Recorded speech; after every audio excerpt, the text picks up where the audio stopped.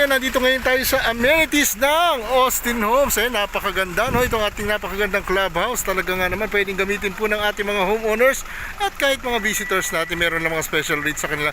Ang maganda lang po dito pag ito ay nakuha natin, naparenta na rent natin itong ating amenity area, no? Yung ating function room or function hall. Katabi niya lang ang swimming pool. Ayan, no? Napakaganda, no? Sobrang aliwalas. Ayan po, may mga chairs and tables na dyan, pwede lagyan ng setup. Kasyang kahit 100-200 na tao dito. So nandun ang ating mga admin office. At dyan ang ating mga CR syempre. At ito na ang napakagandang swimming pool.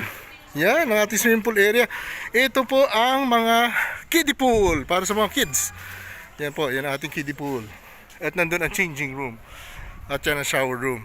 Yan, so ito po ang kiddie pool. Parang napakalaking jacuzzi, no? Ganda at napaka-refreshing na swimming pool. Ayan, napakaganda. At ayun po ang basketball court, kompleto. Kahit pa sabihin mo affordable ang ating nabili dito, kompleto sa Ricardo's ang amenities natin. At ayun lang ang view ng Mount Arayat. Ayan, ang ganda, no?